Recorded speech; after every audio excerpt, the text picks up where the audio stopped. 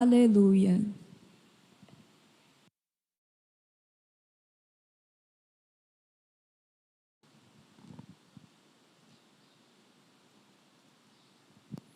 O Senhor esteja convosco. Proclamação do Evangelho de Jesus Cristo, segundo João. Ao cair da tarde, os discípulos desceram ao mar, entraram na barca e foram em direção a Cafarnaum, do outro lado do mar. Já estava escuro e Jesus ainda não tinha vindo ao encontro deles. Soprava um vento forte e o mar estava agitado. Os discípulos tinham remado mais ou menos 5 quilômetros, quando enxergaram Jesus andando sobre as águas e aproximando-se da barca, e ficaram com medo. Mas Jesus disse: "Sou eu, não tenhas medo." Quiseram então recolher Jesus na barca, mas imediatamente a barca chegou à margem para onde estavam indo. Palavra da salvação.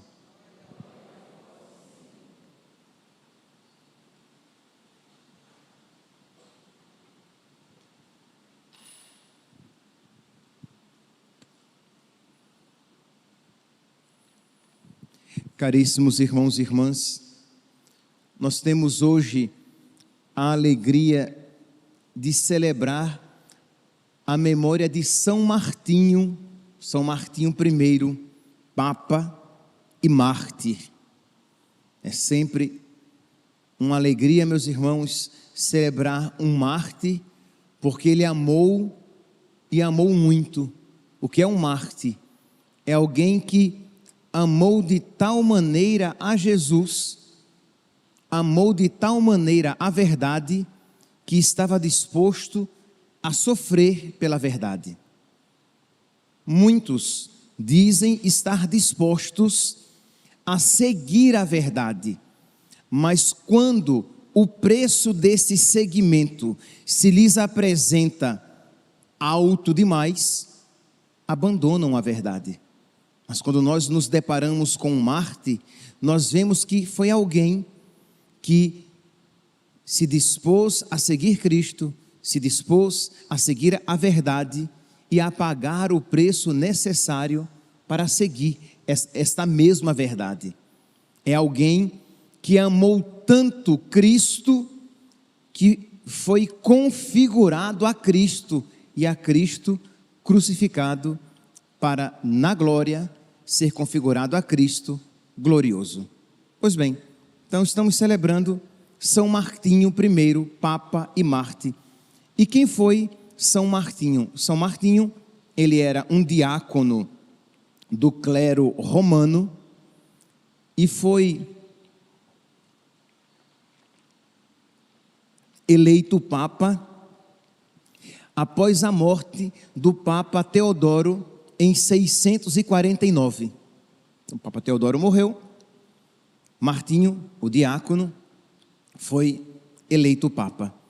E a igreja, naquele período, isto é, em meados do século VII, 649, a igreja vivia um período em que os detentores do poder, em que o poder civil achava que podia interferir na igreja e na sua doutrina.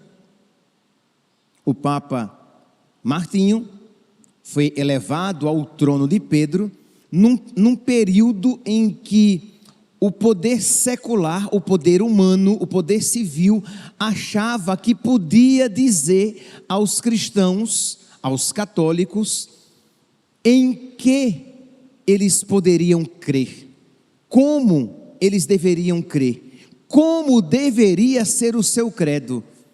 Eu não sei se vocês percebem, mas nós estamos num período semelhante, isto é, em que o poder civil, em que os poderosos do mundo acham que podem, e às vezes, infelizmente, com a anuência, com a inatividade dos responsáveis pela doutrina, então às vezes com a complacência destes, os grandes do mundo querem modificar a doutrina. Vocês já ouviram aí de tantas pessoas falando, por exemplo, que a Bíblia tem que ser reescrita, porque existem coisas, ensinamentos na Sagrada Escritura que não se adequam mais ao pensamento do homem atual. Quantas vezes vocês já devem ter ouvido algo semelhante mas o ensinamento da igreja tem que mudar, gente. Não dá mais para continuar ensinando isso. Hoje em dia ninguém vive mais isso.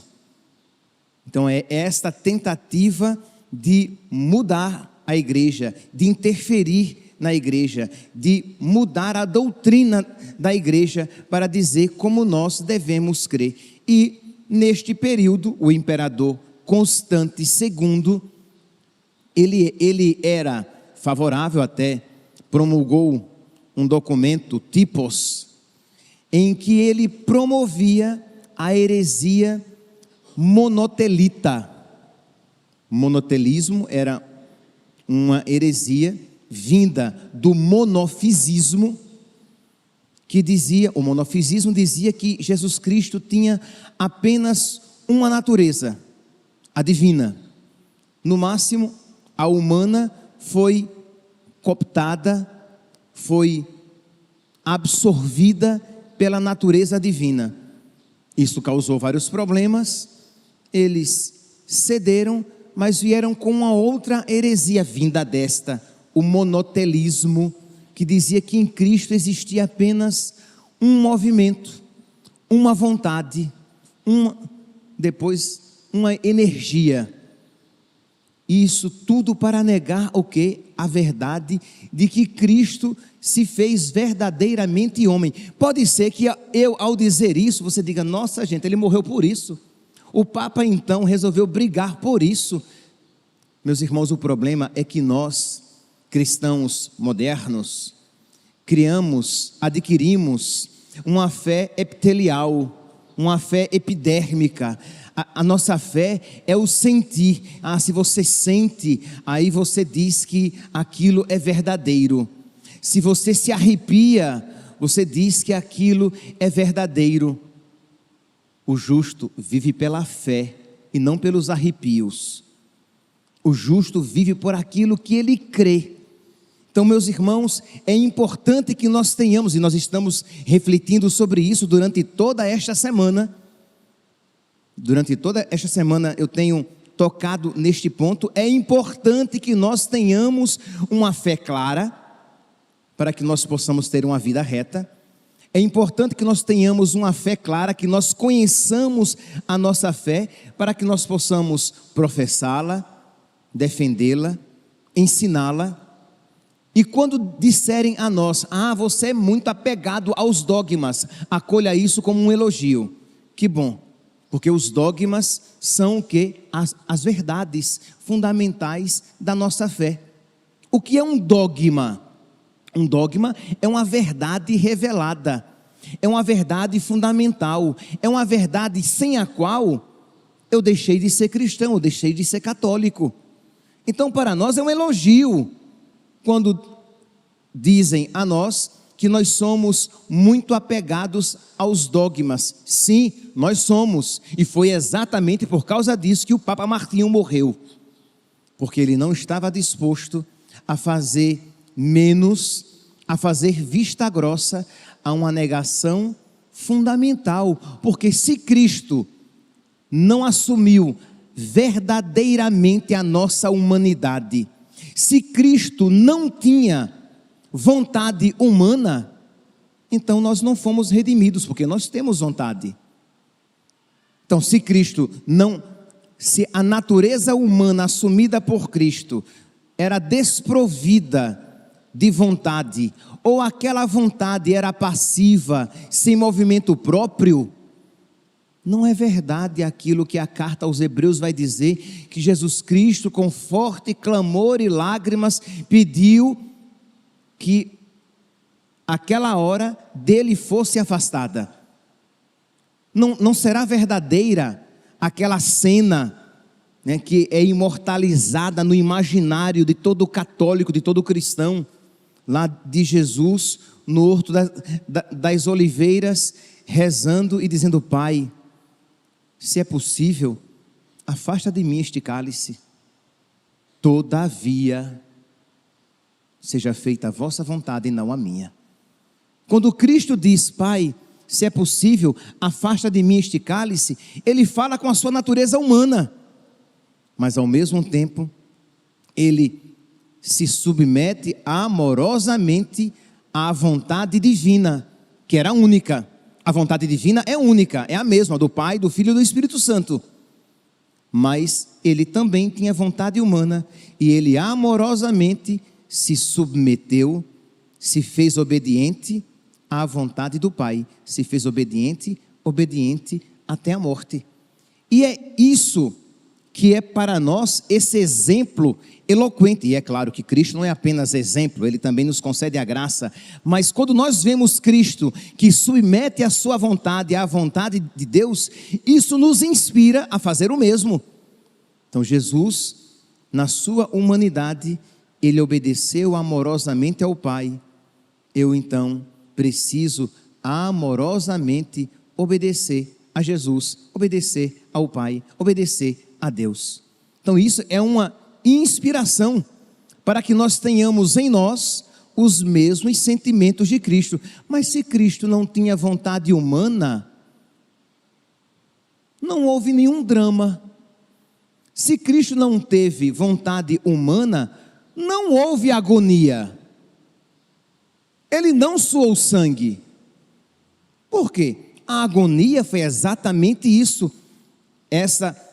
A confrontação da vontade de Deus para a vontade do homem Jesus, de que Ele, amorosa e obedientemente, se submete. Contudo, seja feita a tua vontade e não a minha. E Ele nos ensinou a rezar dessa mesma maneira, quando disse que nós deveríamos rezar: seja feita a vossa vontade, ó Pai, assim na terra, como ela é feita no céu. Então, meus irmãos, era uma verdade, um ponto fundamental, mas constante, segundo o imperador autoritário, que achava que poderia mudar as verdades fundamentais da fé e que poderia dizer em que os cristãos poderiam crer. Por isso, meus santos, se nós, pastores e ovelhas, ministros ordenados, clero e leigos, se nós não estivermos dispostos ao preço do nosso sangue, ser fiéis a Jesus, ser fiéis aos ensinamentos que a igreja tem transmitido, tem ensinado desde sempre, nós iremos também apostatar, porque este mundo já quer, e este movimento vai piorar, arrancar nossa fé da própria boca e colocar goela abaixo as suas ideologias. Nós vemos que existem coisas que, dependendo de como dizemos e onde dissermos, podemos ser presos. Algo que nós sempre ensinamos como pecado, mas que faz com que muitos cristãos tenham medo. Ora, existem muitos pregadores, mas muitos pregadores que não ousam no púlpito, eu não digo nem na praça, no púlpito, de falar a respeito da pecaminosidade das relações entre dois homens e duas mulheres, de que é pecado mortal, de que é uma desgraça, de que é uma violência inominável, quando os pais estão dispostos a matar o seu filho no próprio ventre da mãe, de que isso é uma violência sem tamanho. E aí precisa se usar eufemismos, abrandamentos, interrupção da gravidez, quando é o assassinato de uma criança na barriga da sua mãe. Por quê? Porque se eu chamar as coisas pelo nome, vão dizer que é discurso de ódio, e eu posso ser preso por causa disso. Se eu vir um homem apresentado como uma mulher, mas se eu vejo que é um homem e eu defini-lo como tal, isto é, se eu disser, isto é um homem, eu posso ser processado por preconceito. Até aí um padre que está rodando pelas redes sociais, que está sendo processado, porque uma pessoa se sentiu ofendida, porque ele falou o básico, o óbvio a respeito da nossa fé e da nossa moral, nisto que toca a respeito de masculinidade, de homem e mulher. E tantos outros pontos sobre os quais eu não vou discorrer, que eu quero seguir em frente aqui na homilia. Então nós precisamos estar dispostos, porque se quisermos viver a nossa fé sem pagar o preço, a nossa fé nos será arrancada da boca e a ideologia nos será colocada goela abaixo.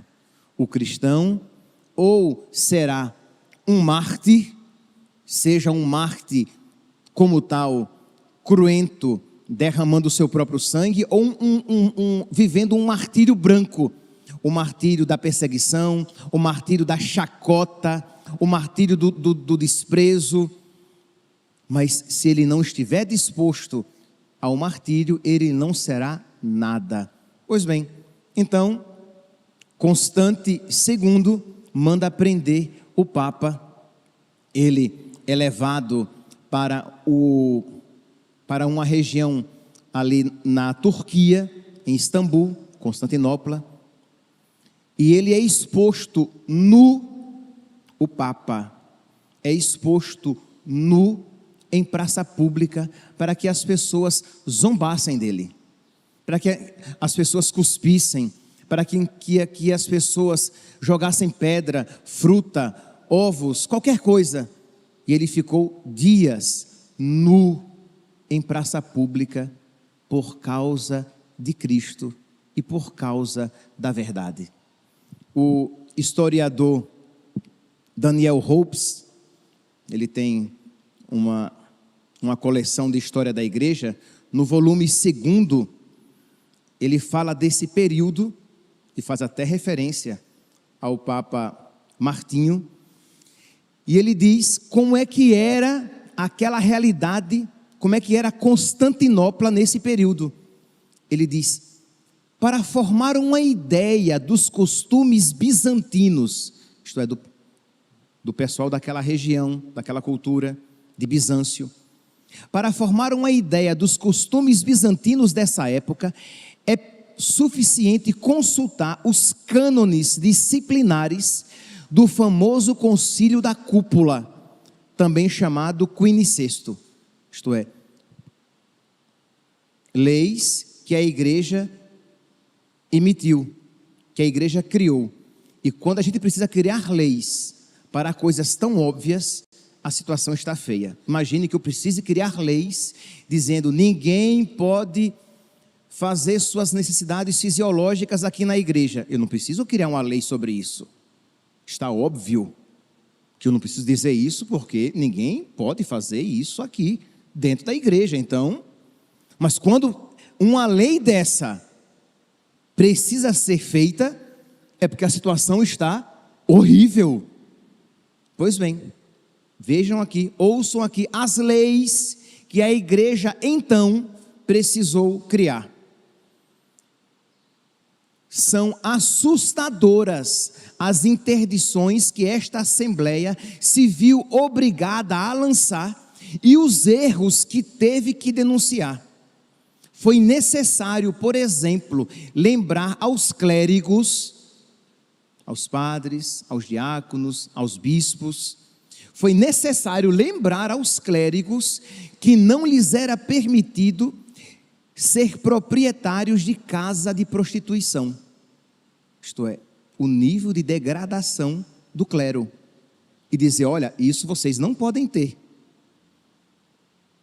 E dizer aos fiéis que as igrejas ficariam profanadas se dentro delas houvesse comércio carnal. Entendam o que significa comércio carnal. Isto é, quando você precisa dizer isso, a situação está degradante. A desmoralização parecia universal. O concílio teve que excomungar as religiosas que violavam os seus votos. Os negociantes cristãos de pinturas licenciosas, de pinturas indevidas e modestas. Os médicos e parteiros ditos cristãos especializados em aborto. Isso no século VII. Outra característica desta sociedade, fora dos eixos, era a crueldade dos suplícios infligidos não só aos criminosos comuns, mas aos inimigos políticos e até aos adversários nas lutas teológicas. Isto é, eles eram cruéis para deixar morto de inveja um Átila, um pagão, um bárbaro. Átila, o Uno, o flagelo de Deus. Imagine que São Máximo Confessor, que é deste período também, que propagava, ensinava, defendia a verdadeira fé. São Máximo teve a sua mão direita amputada e a sua língua arrancada, para que ele não escrevesse a verdadeira fé e não proclamasse, não pregasse a verdadeira fé. Então vocês veem a crueldade, a barbarização de então, mas ao mesmo tempo, meus irmãos, Deus não nos abandona em meio às dificuldades, e não abandonou Martinho. Mas padre, o senhor já deu spoiler, o senhor já disse que ele vai morrer,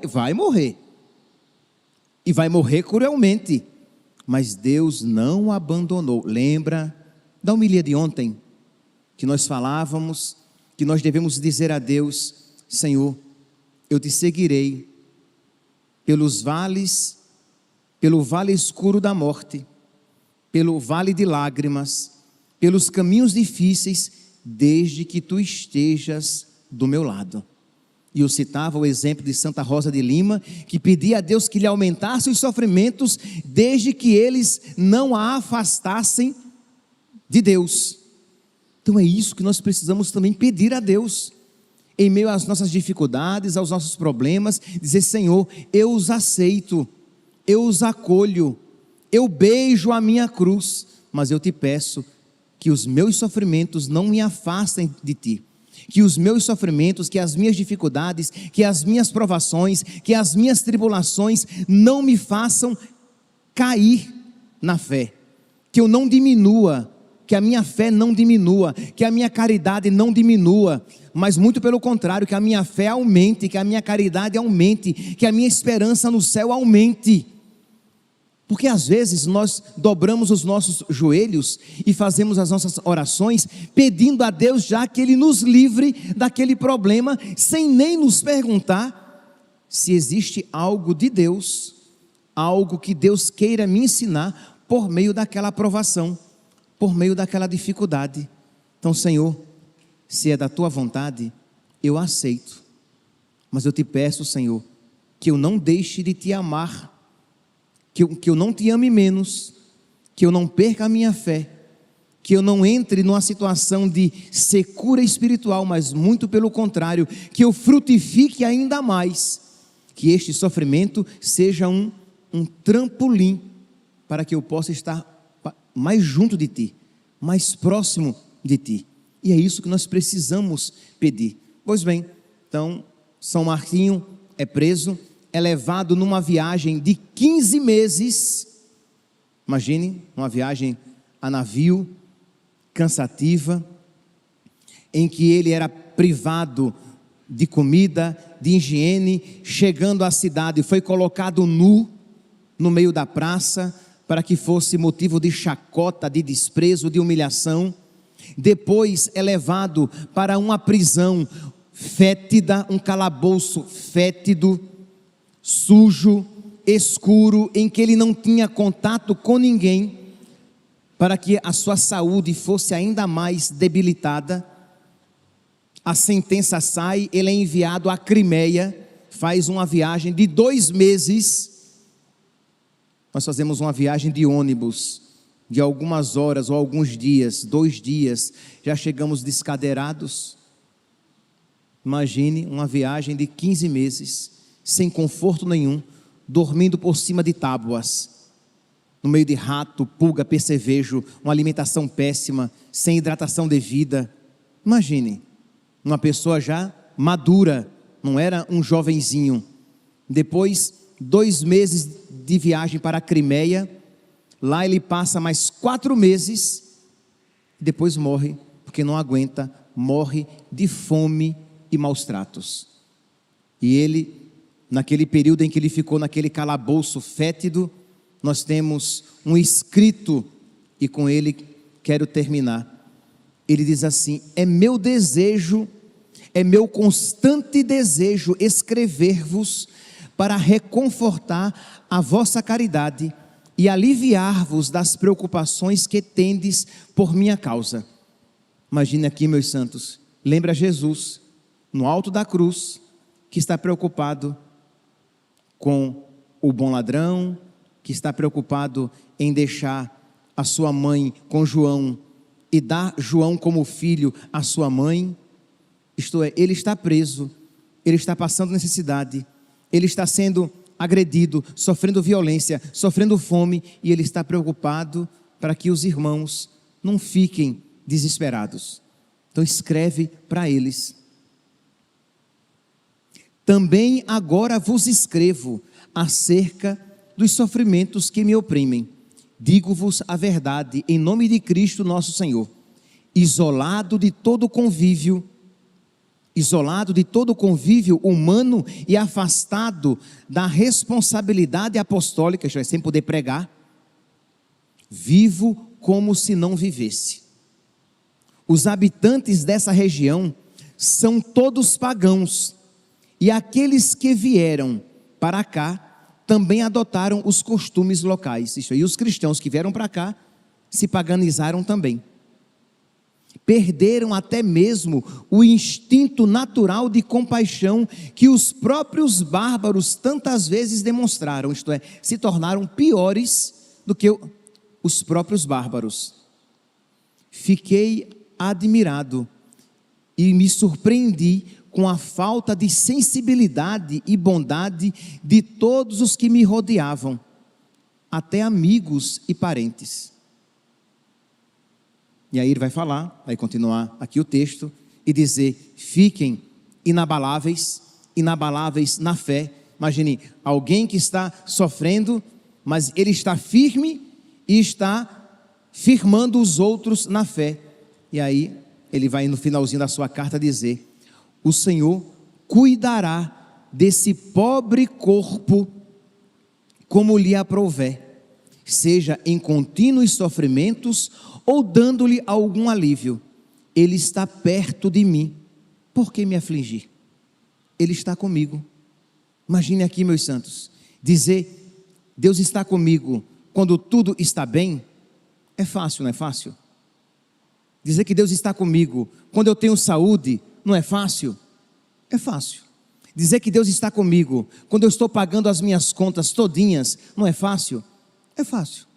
Dizer que Deus está comigo quando as coisas estão mais ou menos tranquilas na minha família, não é fácil? É fácil. Mas dizer que Deus está comigo quando eu estou perseguido, quando eu estou sendo maltratado, quando eu estou passando fome, quando eu estou com úlceras, feridas no meu corpo, quando eu tenho sido objeto de chacotas e humilhações públicas, e você diz, e ele diz: mas Deus está comigo.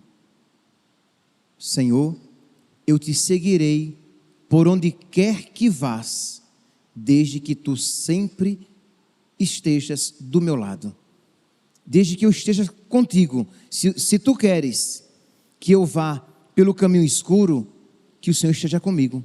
Ainda que eu passe pelo vale tenebroso, eu não temerei. Por quê? Porque tu estás comigo. É isso, meus santos, que hoje São Martinho nos ensina e que deve nos inspirar a todos. Pedir a Deus que nos conceda esta consciência de que, se nós tivermos fé e se nós suplicarmos a sua graça, e se nós nos mantivermos em estado de graça, o Senhor sempre estará conosco como amigo, nos sustentando mesmo em meio às provações que Ele permitir na nossa vida. Que São Martinho interceda por nós, que São Martinho, Papa e Marte, interceda por nós. Que São Martinho, Papa e Marte, interceda pela igreja para que nós estejamos dispostos a sofrer pela verdade. Sofrer pela verdade. Que São Martinho, Papa e Marte, de um modo particular, interceda principalmente por todos os ministros ordenados, para que sejamos fiéis mesmo à custa da própria vida. E por fim, que Nossa Senhora, Rainha dos Mártires, interceda por nós, interceda por toda a igreja. Louvado seja nosso Senhor Jesus Cristo, para sempre seja louvado.